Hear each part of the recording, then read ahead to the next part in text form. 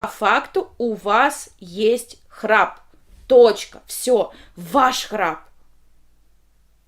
И для того, чтобы связать и понять, имеет ли отношение ваш храп к храпу вашего отца, и еще имеет ли он отношение к родовой истории, нужно разобраться с текущим. Вот смотрите, чтобы решать вопросы конкретно по факту, да, то есть если вы конкретно хотите разобраться со своим храпом, да, надо понять причину вашего храпа в вашей реальной жизни, текущей, в состоянии здесь и сейчас. То есть вы храпите, находясь рядом с мужем. Да, находясь рядом с мужем. Это первый момент. Вот в состоянии здесь и сейчас. Плюс вы храпели всегда, да, вот очень много слов, но непонятно, когда это началось. Когда это началось. Как оно происходило на протяжении всей жизни. И как оно происходит сейчас. Да, вот если мы говорим про храп конкретно, то нужно вот прям диаграмму храпа. Да, что усиливает храп, что уменьшает храп.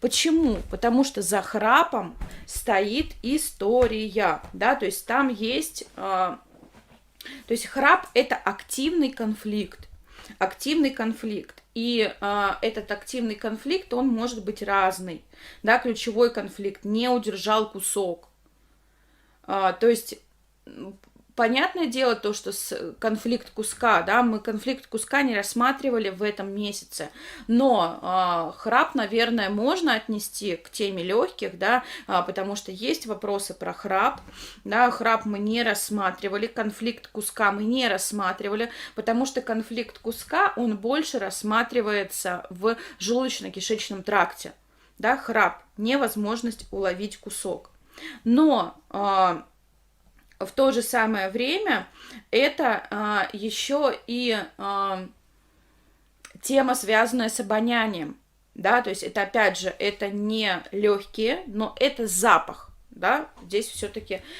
понятно, да, и запахом мы вдыхаем феромоны, и часто, да, это что-то, да, что-то неспособное уловить носом, запахом партнера, я тебя не чувствую, я не чувствую твой запах, либо я хочу твой запах почувствовать. И если мы говорим про запах, да, про этот кусок, который у нас проявляется в виде запаха, то я не чувствую твой запах, да, тебя рядом со мной нет, да, ты рядом со мной не спишь. Я бы хотела, чтобы ты рядом со мной спал, чтобы я чувствовала твой запах. Когда мы говорим про маленького ребенка, то маленький ребенок будет храпеть для того, чтобы почувствовать запах своего родителя. Да, я храплю как результат того, что я не чувствую запаха. Также маленький ребенок может храпеть как результат стресса, который переживали родители внутри утробы, когда ребенок был. Да, какие могут быть конфликты? Мама не чувствовала запаха папы, да, папа не ночевал дома, и тогда ребенок будет храпеть. Либо мама, наоборот, чувствовала какие-то неприятные запахи, да, то есть храп – это попытка унюхать то, чего вы хотите унюхать, либо перестать нюхать то, что вам мешает. Да, либо неприятный запах, либо я хочу быть рядом, да, нюхать того, кого рядом со мной нет. И очень часто храп – это результат измен. Почему? Потому что папа, например, изменил маме, это напряжение выгружается в ребенка, и ребенок своим храпом демонстрирует напряжение мамы относительно этой измены. Также храп, да, я хочу дистанцироваться, либо подойди ко мне, либо уйди от меня, да, оставьте меня в покое. Также храп, я зову на помощь, да, помогите мне, особенно если храп при вдохе.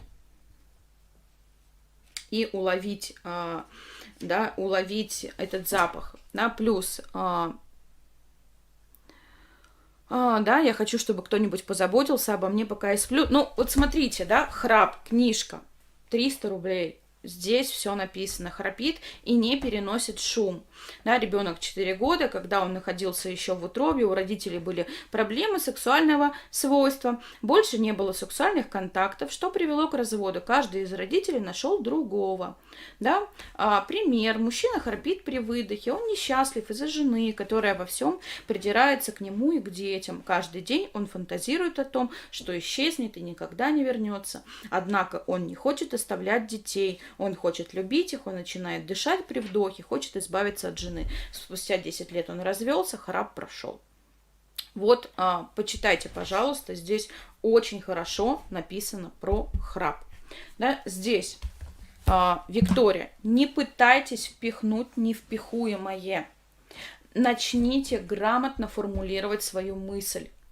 Вас телепает очень сильно в разные стороны. И это может говорить о том, что вы не даете пространства другим людям, да, вот вы задаете вопрос, дайте им пространство. Там говорит о какой-то внутренней тревожности, желание впихнуть все в один присест, да, вот это вот так вот немножко о вашем вопросе.